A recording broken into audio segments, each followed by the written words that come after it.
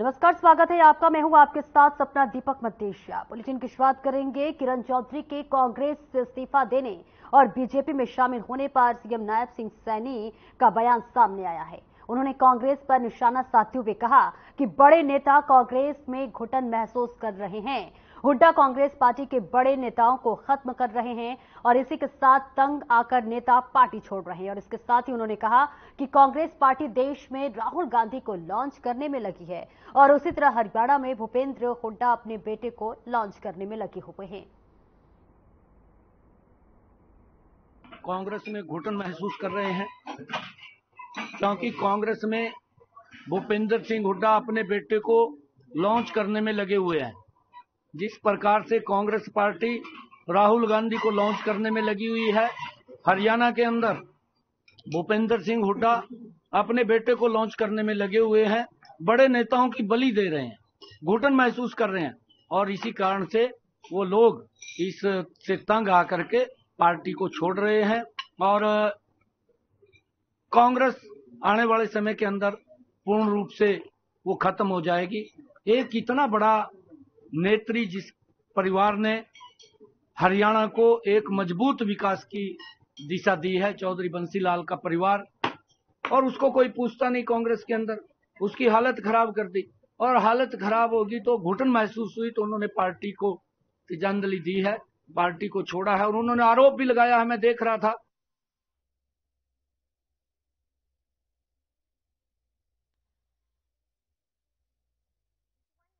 मची सियासी हलचल के बीच कांग्रेस की सीनियर लीडर और विधायक किरण चौधरी ने बेटी श्रुति चौधरी के साथ कांग्रेस पार्टी को अलविदा कह दिया है और दोनों ही बीजेपी में शामिल हो गई।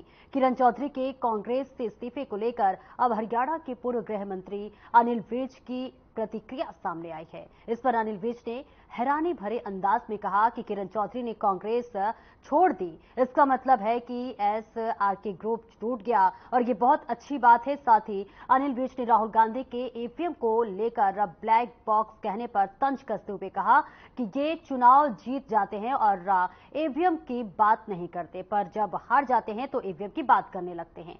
विज ने कहा कि अगर हम ईवीएम टेपर को लेकर बात करें तो देखिए 400 पार होते ही हमारी 240 सीटें नहीं रहती।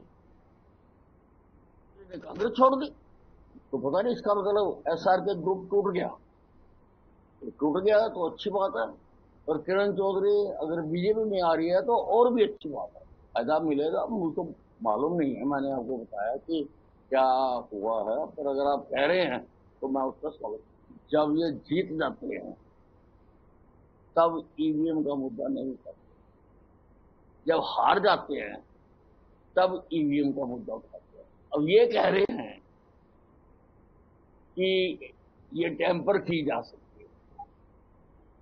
अगर की जा सकती है तो फिर हमारे 240 थोड़ा आते हैं, हमारे 400 से ज्यादा आते हैं। जो हम बोल बोल के कह रहे थे अब की बार 400 पार, इनका तो दिमाग का दिवाला निकल चुका है।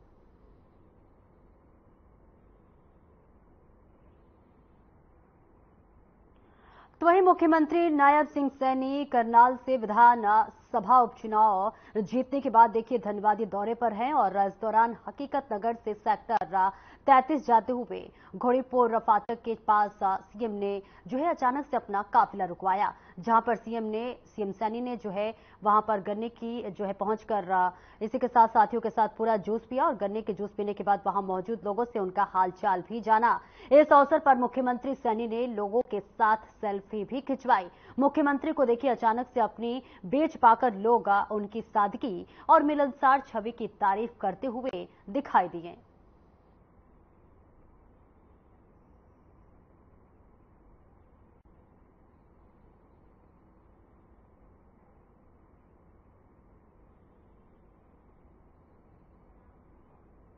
और इस बीच हिसार से बड़ी खबर आ रही है, जहां योग दिवस पर होगा कार्यक्रम। मुख्यमंत्री नायब सिंह सैनी करेंगे कार्यक्रम में शिरकत। ये बड़ी खबर आपको बता रहे, जहां 18 गांव को मुख्यमंत्री सैनी देंगे बड़ी सौगात। योग और व्यायामशालाओं का करेंगे उद्घाटन, पंचायत विभाग करेगा शालाओं का निर्माण। तो ये बड़ी खबर आपको बता रहे, जहां योग दिवस के अवसर पर देखिए ये बड़ी कार्यक्रम होने जा रहा है। बड़ा कार्यक्रम देखिए, इस पर जो है हिसार योग दिवस पर ये जो है पूरा कार्यक्रम होने वाला है। मुख्यमंत्री नायब सिंह जो है इस कार्यक्रम में शिरकत करेंगे और इसी के साथ साथ आपको बता दें कि योग और व्यायामशालाओं का जो है उद्घाटन भी करेंगे। पंचायत विभाग का जो है इसका पूरा देखरेख करेगा, पूरा व्यवस्था करेगा। तो ये देखिए हिसार से बड़ी जानकारी बता रहे, जहां पर योग दिवस को लेकर पूरा का पूरा कार्यक्रम और बड़ी भव्य तरीके से कार्यक्रम किया जाएगा। तो वहीं कुरुक्षेत्र में हरियाणा के शहरी स्थानीय निकाय राज्य मंत्री सुभाष सुधा ने कहा कि किसानों को सशक्त बनाने की दिशा में निरंतरता कार्य किया जा रहा है। कृषि विभाग की योजनाओं से संबंधित राशि का लाभ जो है सीधा दिया जा रहा है और किसानों के खातों में पीएम किसान सम्मान निधि योजना के तहत 17वीं किस्त के रूप में 20,000 करोड़ की राशि स्थानांतरित की गई है। और इसके साथ ही उन्होंने कहा कि ऐसा पहली बार हुआ है कि किसानों को योजनाओं से संबंधित लाभ की राशि सीधा उनके खाते में दी जा रही है।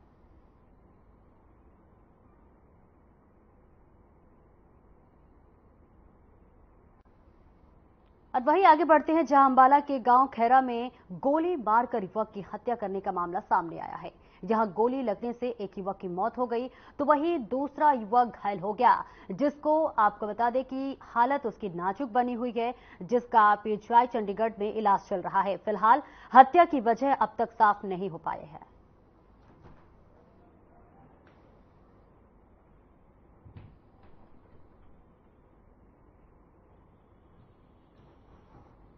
ऐसा है कि आज करीब 4 बजे के हमारे को कंट्रोल रूम से सूचना मिली थी कि खैरा से अमीपुर रोड पे एक डेड बॉडी पड़ी हुई है और उसको गोली लगी हुई है। तो सूचना पाके हम तुरंत मौका पे पहुंचे थे और हमारी सीआईए की टीम और हमारी मैडम सृष्टि गुप्ता एसपी जी सभी मौका पे पहुंचे। तो वहाँ जाके देखा कि एक लड़का जो कि खदानों में पड़ा था, उसकी कमरे में गोली लगी हुई थी।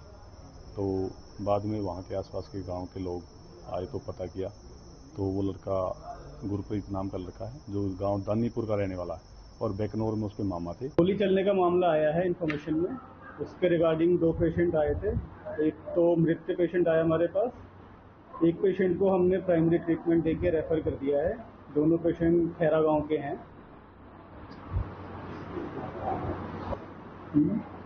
हाँ, मृत पेशेंट अभी आया हमारे पास जस्ट 8 बजे के आसपास।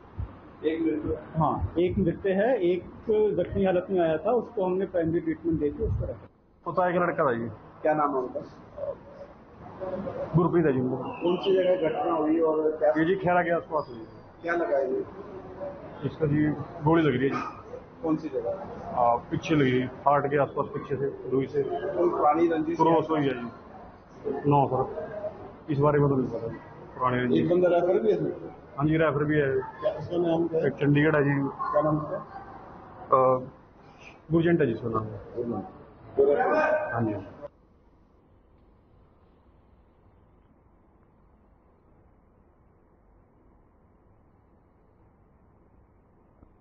तो वहीं अंतर्राष्ट्रीय योग दिवस को लेकर अंबाला में रिहर्सल का आयोजन किया गया। इस दौरान जिला मुखिया समेत कई अपराधियों और कई अधिकारियों और स्कूली छात्रों ने भी हिस्सा लिया और योग किया। इस दौरान सभी को आपको बता दें कि गर्मी की वजह से योग करने आई छात्रा की अचानक तबीयत बिगड़ गई, तो वहीं आनन फानन में छात्रा को अस्पताल पहुंचाया गया। इसी के साथ आपको बता दें कि 21 जून को जिला स्तरीय कार्यक्रम में लगभग 3,000 लोग हिस्सा लेने वाले हैं, जिसे लेकर प्रशासन ने पूरी तैयारी कर ली है।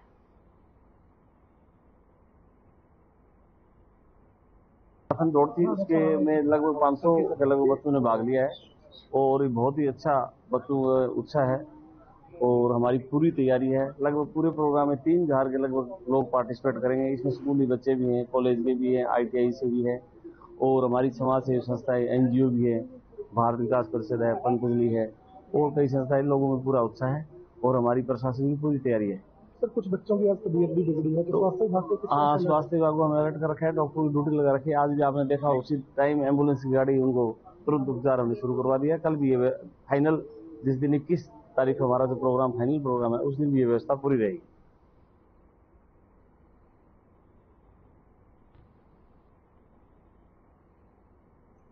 तो वहीं सोनीपत के हरसाना रेलवे स्टेशन पर 2 युवकों की ट्रेन की चपेट में आने से दर्दनाक मौत हो गई। जीआरपी पुलिस ने दोनों शवों को कब्जे में लेकर सिविल अस्पताल पोस्टमार्टम के लिए भेज दिया है। पुलिस के मुताबिक सचखंड एक्सप्रेस ट्रेन में आग की झूठी अफवाह फैल गई। आनन फानन में किसी ने ट्रेन की चेन खींच दी।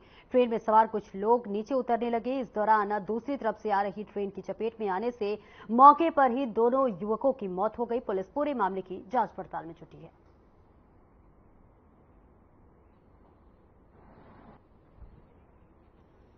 करीब 9 बजे सूचना प्राप्त हुई थी कि रेलवे स्टेशन हरसाना के पास एक व्यक्ति की मृत्यु हो गई रेलवे दुर्घटना।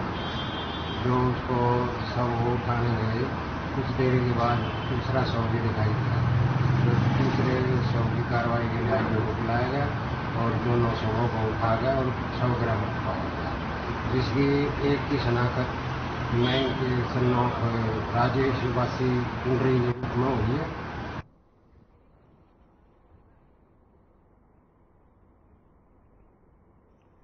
वहीं गर्मी का बढ़ रहा प्रकोप अब लोगों की जान पर भी भारी पड़ने लगा है। खबर सोनीपत से है, जहां पर एक व्यक्ति की गर्मी से उल्टी दस्त होने के बाद मौत हो गई, जिसके बाद पुलिस ने शव को कब्जे में लेकर सिविल अस्पताल में पोस्टमार्टम करवाकर परिजनों को सौंप दिया। मृतक व्यक्ति की पहचान उत्तर प्रदेश के हरदोई अनिल निवासी के रूप में हुई है। परिजनों के अनुसार युवक रोजगार की तलाश में सोनीपत आया था।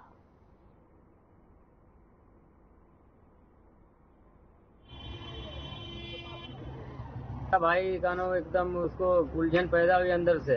उसको पलटियाँ ही चार पांच पलटियाँ, फिर मैं दवा ली जाके, तब उसको दवा ली, ग्लूकोज को मैं पानी में डाला और पिलाया तो सही हो गया। फिर 1 घंटे के बाद उसको एकदम पेट से कोई दिक्कत नहीं हुई। फिर उसके पैर बहुत दर्द करने लगे, नीचे के बहुत चिल्लाने लगे, हमारा पैर दर्द कर रहे, और पेट से दिक्कत उसकी खत्म हो गई। कुछ नहीं, और ना बुखार था ना सर दर्द कर रहा था, केवल पैर में दिक्कत पहुंच गई उसकी।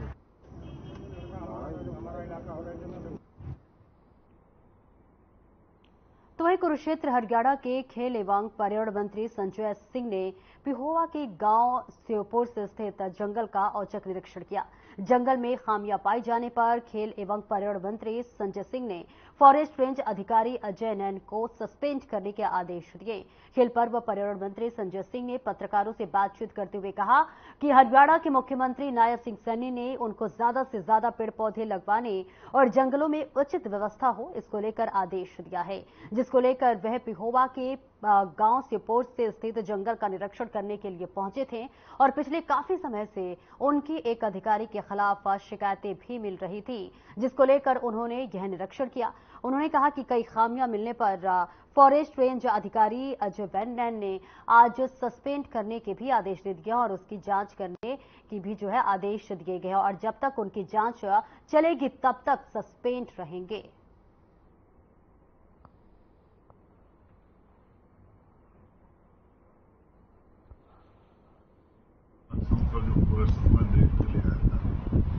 कल माननीय मुख्यमंत्री ने में चर्चा हुई तो वहाँ पर वाटर बॉडी या जो भी पेड़ों का जो व्यवस्था थी वो सारी देखी।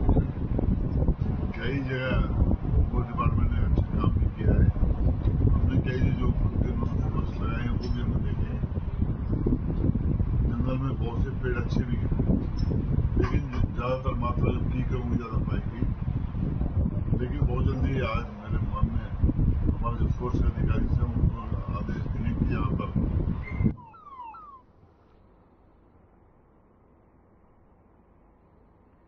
तो वहीं कुरुक्षेत्र थाना प्रभारी बलजीत सिंह सदर थानेसर पुलिस को दिए अपने बयान में विपिन निवासी गणेश कॉलोनी पिपली ने बताया कि अखबार बांटने का काम करता है।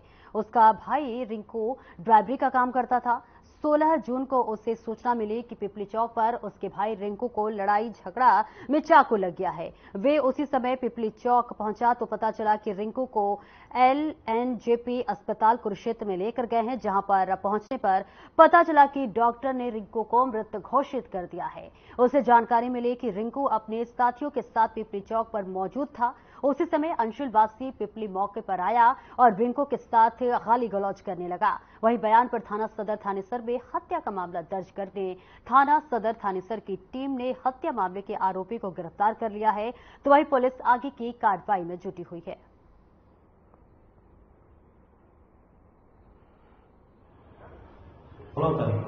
रात्रि करीब 10 बजे पीपले चौक पे एक झगड़ा हुआ। उस झगड़े में चाकू लगने से रिंकू नाम के व्यक्ति की मृत्यु हो गई, जिस पर उसके भाई के बयान पे FIR रजिस्टर किया गया और पोस्टमार्टम करवाकर तुरंत ही तत्परता दिखाते हुए इसमें बाइनेम आरोपी मोनू व अंशुल को गिरफ्तार किया गया। आज माननीय न्यायालय में उनको पेश करके पुलिस रिमांड लिया जाएगा और इस घटना में शामिल किसी भी अन्य व्यक्ति का यदि दोष पाया जाता है उसको भी गिरफ्तार किया जाएगा।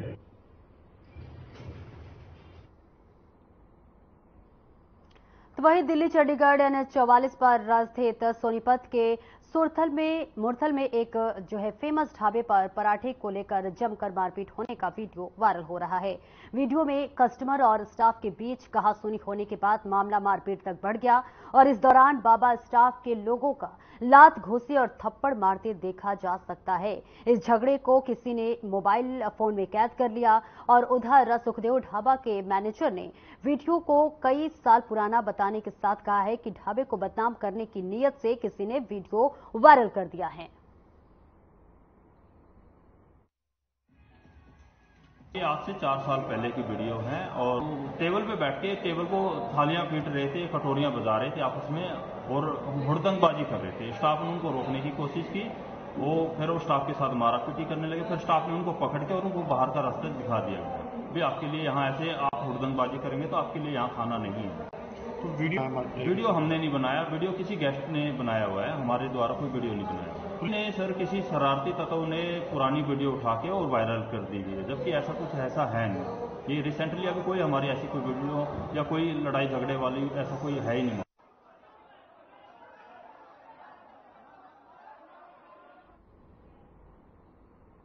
तो वहीं हरियाणा के पूर्व मुख्यमंत्री चौधरी बंसीलाल की पुत्रवधू और भिवानी के तोशाम से MLA किरण चौधरी और उनकी बेटी श्रुति चौधरी बीजेपी में शामिल हो गई हैं। दोनों ने कांग्रेस का दामन छोड़कर आपको बता दें कि दिल्ली स्थित बीजेपी मुख्यालय में पहुंचकर पार्टी की सदस्यता ली।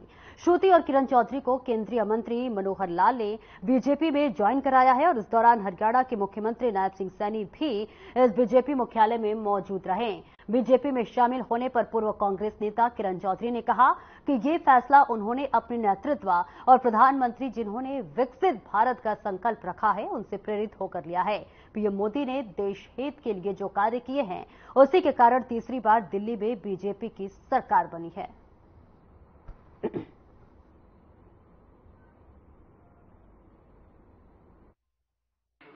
इसलिए आज इस अवसर पर मैं प्रदेश की पूर्व मंत्री और दिल्ली सरकार में पूर्व डिप्टी स्पीकर इनका पार्टी की ओर से, हरियाणा की ओर से दिल से हार्दिक स्वागत करता हूं कि इन्होंने बड़े परिवार में अपने आप को शामिल किया है। और इसी प्रकार हमारी बेटी श्रुति चौधरी, पूर्व सांसद, इन्होंने भी आज पार्टी ज्वाइन की है। और संयोग ऐसा है कि हमारे सुरेंद्र नागर जी जो सह प्रभारी और श्रुति चौधरी एक ही समय में लोकसभा में मेंबर पार्लियामेंट ये थे। तो इसलिए इन सब बातों को ध्यान में रखते हुए मुझे लगता है कि भारतीय जनता पार्टी का एक ठीक प्लेटफॉर्म इनको मिला है। मैं विश्वास दिलाता हूं कि यहां नए पुराने का विषय नहीं होता। जब भी जो इस समुद्र में आके मिलता है वो समुद्र का हो जाता है। हम सबका बराबर सम्मान करते हैं। इनकी योग्यता और इनके वरिष्ठता के हिसाब से पार्टी में भी पूरा इनका सम्मान रहेगा और आगे प्रदेश के हित में, देश के हित में जो काम पार्टी अपेक्षा करेगी, मैं जरूर एक प्रकार से भरोसा करता हूं कि उस काम में लगेंगे। पुनः आपका बहुत बहुत स्वागत, बहुत बहुत धन्यवाद। और राजनीति में जिनका पूरा जीवन और परिवार का पूरा जीवन कांग्रेस को मजबूत करने में लगा है, आज किरण चौधरी जी ने और हमारी बिटिया श्रुति चौधरी जी ने भारतीय जनता पार्टी में शामिल होने का जो आज निर्णय किया, मैं पार्टी के अध्यक्ष होने के नाते भी श्रुति चौधरी जी का और किरण चौधरी जी का बहुत बहुत स्वागत और धन्यवाद करता हूं और एक विश्वास दिलाता हूं प्रदेश के मुखिया के नाते भी, पार्टी के मुखिया के नाते भी, कि किरण चौधरी जी और श्रुति चौधरी जी, भारतीय जनता पार्टी एक परिवार के नाते हम मिलकर के हरियाणा को मजबूत करने के लिए काम करेंगे। आज ये फैसला इसीलिए लिया मैंने, प्रेरित होकर हमारा ये जो नेतृत्व बैठा है इनसे और हमारे माननीय प्रधानमंत्री जी जिन्होंने विकसित भारत का एक संकल्प रखा है और ये विकसित भारत का संकल्प जो उन्होंने करा है 2047 तक का, ये आने वाले समय में मुझे पूर्ण विश्वास है कि हिंदुस्तान जो है वो विश्व के अंदर सबसे आगे बढ़कर चमकेगा।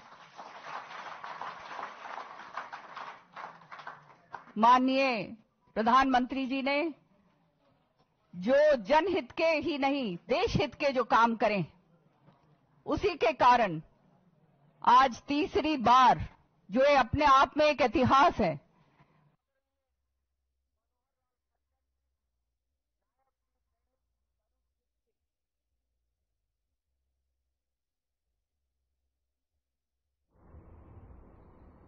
और फिलहाल मेरे साथ इस बुलेटिन में इतना ही। खबरों का सिलसिला आगे भी जारी रहेगा। दीजिए इजाजत, नमस्कार।